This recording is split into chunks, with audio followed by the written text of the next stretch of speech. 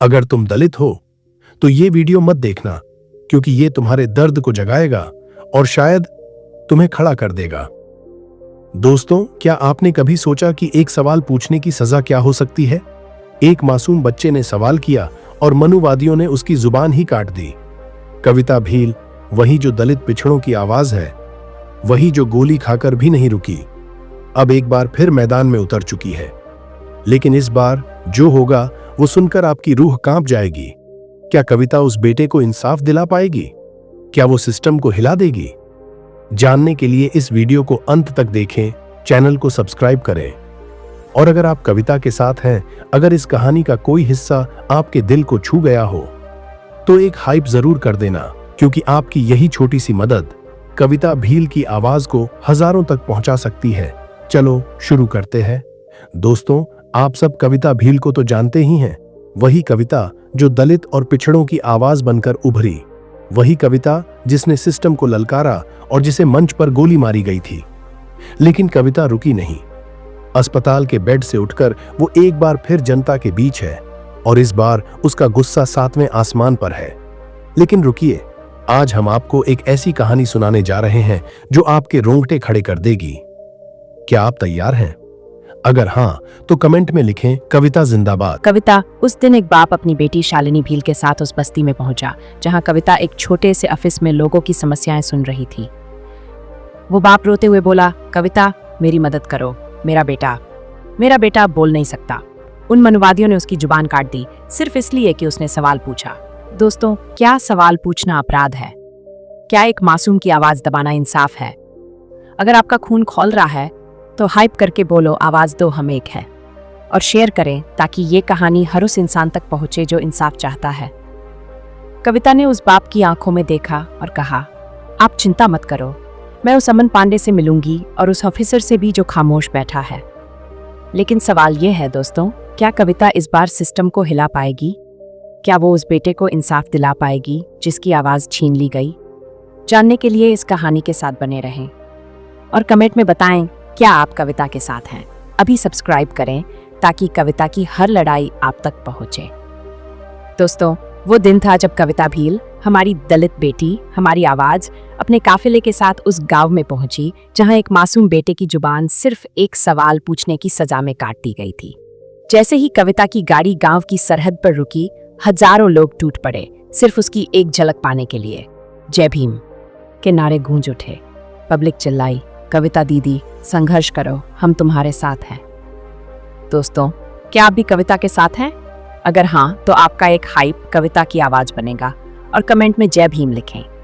इस कहानी को हर उस इंसान तक पहुंचाएं जो इंसाफ की बात करता है। कविता जैसे ही गाड़ी से उतरी, एक छोटी सी बच्ची दौड़कर आई। उसने कविता के हाथ में कुछ सिक्के थमाए और बोली, दीदी, ये रखो, तुम्हारी वजह से हम जैसे लोग अपनी आवाज उठा पाते हैं। दोस्तों, ये है कविता भील की ताकत, एक बच्ची का विश्वास, एक गांव का जोश और एक दलित बेटी का हौसला। अगर ये सीन आपके दिल को छू गया तो अभी शेयर करें और कमेंट में बताएं कि कविता की हिम्मत आपको कितना प्रेरित करती है। कविता उस पीड़ित बच्चे को साथ लेकर अपने काफिले के साथ थाने पहुंची। हजारों लोग जय भीम के नारे लगाते हुए कविता के पीछे थे। पुलिस के रोंगटे खड़े हो गए। कविता का रौब ऐसा था कि थाने के गेट पर खड़े सिपाही तक सैल्यूट करने लगे। कविता सीधे एसपी ऑफिस में घुसी। एसपी साहब उसे देखकर खड़े हो गए।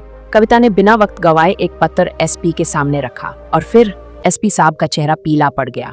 उन्होंने टोपी उतारी, जमीन पर रखी और बोले, ओह माय गॉड। दोस्तों, उस पत्र में ऐसा क्या था? क्या कविता इस बार सिस्टम को हिला देगी? जानने के लिए इस वीडियो को अंत तक देखें और अगर आप कविता की हिम्मत के साथ हैं तो अभी लाइक, शेयर और सब्सक्राइब करें। कमेंट में लिखें कविता की जय, कहानी अभी बाकी है। दोस्तों, उस पत्र का राज क्या है? क्या कविता उस बच्चे को इंसाफ दिला पाएगी? कविता भील वहीं रुकी नहीं, उसने एसपी को ललकारा और जो हुआ वो सुनकर आपकी रूह कांप जाएगी।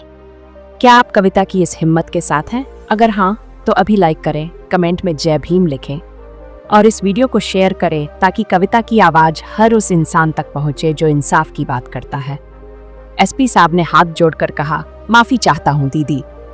लेकिन कविता भील, वो शेरनी जो दलित पिछड़ों की आवाज है, वो बोली, आप क्यों माफी मांग रहे हैं? सिस्टम ही ऐसा है और मैं इस सिस्टम को ठीक करके रहूंगी। दोस्तों, क्या सवाल पूछना अपराध है? क्या एक मासूम की जुबान काटने वालों को सजा नहीं मिलनी चाहिए? अगर आपका खून खौल रहा है तो अभी कमेंट में लिखें कविता की जय और इस वीडियो को शेयर करें ताकि कविता की लड़ाई हर गांव तक पहुंचे। कविता ने एसपी को ललकारते हुए कहा, अगले 2 घंटे में जिसने उस बच्चे की जुबान काटी उसे गिरफ्तार करो, वरना हम आंदोलन करेंगे। एसपी साहब घबराए और बोले, नहीं कविता दीदी, ऐसा मत करो। हम उस बच्चे को बड़े से बड़े हॉस्पिटल में भर्ती कराएंगे और अपराधियों की गिरफ्तारी होगी। कविता जब एसपी ऑफिस से बाहर निकली तो जनता का हुजूम गर्ज उठा। कविता दीदी जिंदाबाद, संघर्ष करो, हम तुम्हारे साथ हैं। दोस्तों, क्या आप भी मानते हैं कि कविता की ये लड़ाई हर दलित की आवाज है? अगर हाँ तो अभी लाइक करें, शेयर करें और सब्सक्राइब करें। कमेंट में बताएं कविता को कितना सपोर्ट करते हो। लेकिन रुकिए दोस्तों, कविता के बढ़ते जनाधार को देखकर सरकार के हाथ पांव फूल गए।